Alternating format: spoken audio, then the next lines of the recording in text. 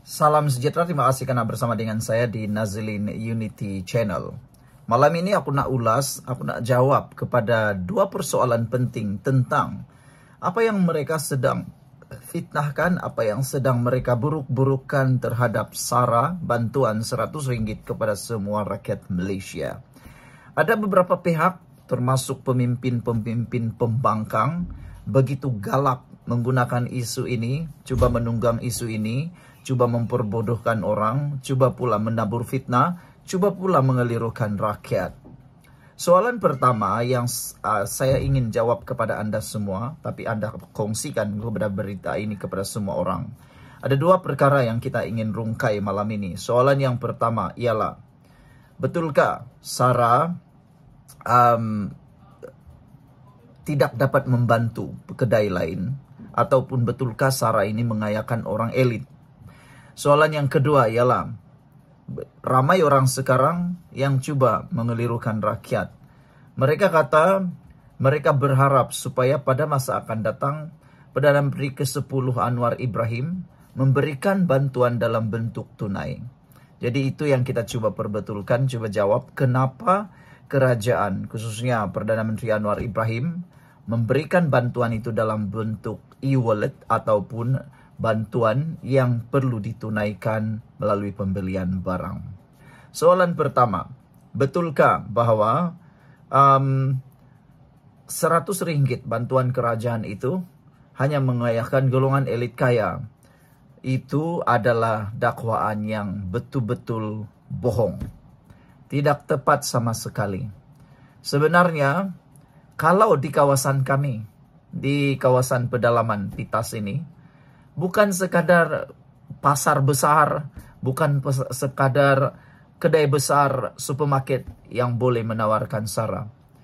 Baru-baru ini saya pergi ke sebuah kedai biasa saja, kedai biasa-biasa, tapi turut menawarkan boleh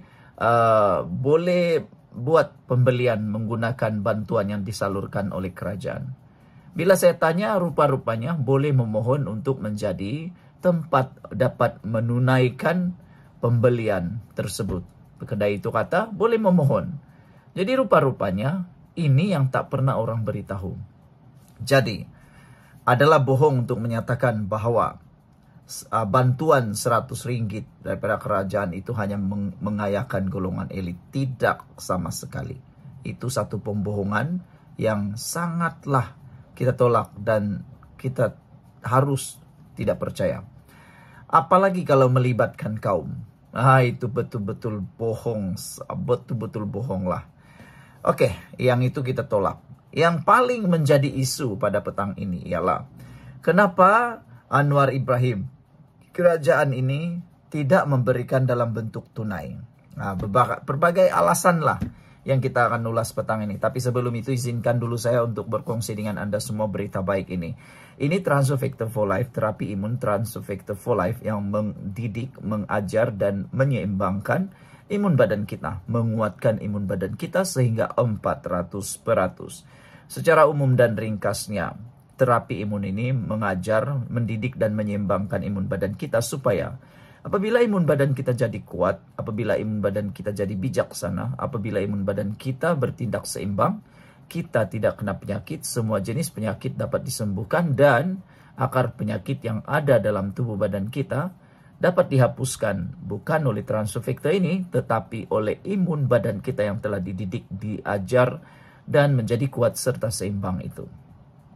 Apabila imun badan kita jadi lemah, kita kena penyakit dan sukar sembuh daripada penyakit dan mungkin kita akan kena autoimun.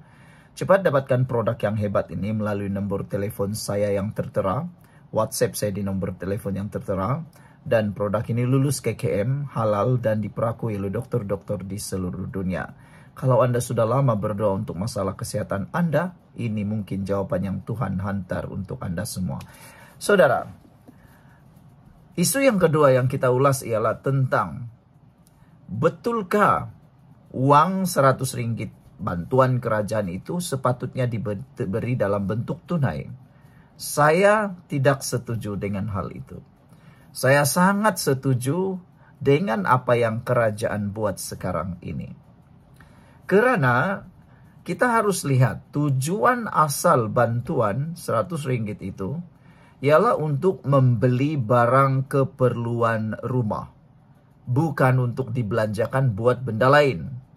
Sudah terbukti rakyat Malaysia nih kalau ada duit tunai di tangan, dia akan membuat pilihan. Sama ada nak beli beras atau nak beli reload telefon, nak bayar data telefon, beli telefon, atau lebih teruk daripada itu, nak beli rokok, nak beli vape, atau ada juga yang beli arak. Itu uang tunai.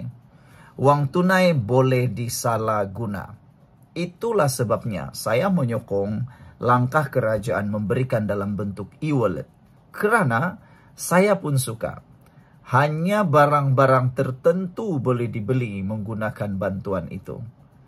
Ada pro kontra kata orang, tapi pada pendapat saya lebih baik begitu supaya yang ditujukan itu memang betul-betul dapat. Contohnya beras.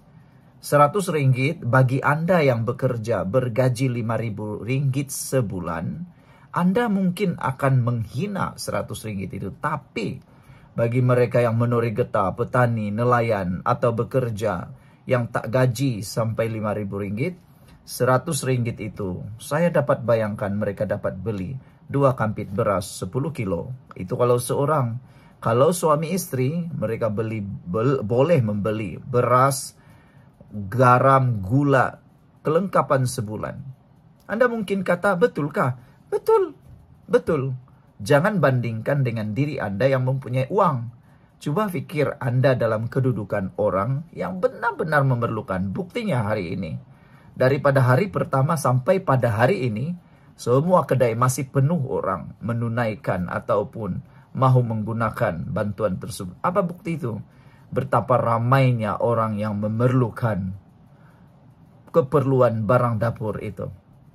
Jadi, apabila ianya dalam bentuk e-wallet dan dibeli kepada barang yang khas sahaja, itu adalah yang terbaik. Tiadalah salah guna nak beli di Shopee pula, nak beli di Lazada lagi, nak beli di TikTok pula. Percayalah, kalau itu dalam bentuk tunai, silap-silap hari bulan hanya 10% rakyat akan beli beras, gula, garam, kicap, ajinomoto, dan macam-macam lagi. Manakala 90% lagi, entahlah apa dia beli. Silap-silap hari bulan, 10% lagi beli vape, rokok, dan sebagainya. Bukan mengurangkan masalah, cari masalah baru pula. Jadi sangat bagus sebenarnya apa yang Anwar Ibrahim buat. Kalau Anda nak cakap supaya uang tunai itu boleh membantu penjajah tepi jalan lah apa semua tu, kerajaan dah bantu penjajah dan pelbagai pihak yang lain yang perlu bantuan seperti itu. Dan harus ingat, uang 100 ringgit dibeli untuk barangan dapur itu sudah dapat menggantikan uang yang sepatutnya mereka beli untuk beli barang dapur itu. Jadi kalau Anda kata boleh guna untuk beli di penjajah atau di tepi-tepi jalan, uang 100 ringgit yang sepatutnya beli beras itu boleh mereka beli untuk membeli di tempat yang Anda sebut itu. Senang kan? Simple saja. Tapi biasalah, ada saja orang yang akan menggunakan isu itu untuk memburuk-burukkan kerajaan. Cobalah cadang yang lebih baik sikit kan? Pola macam tu. Jumpa lagi. Bye-bye.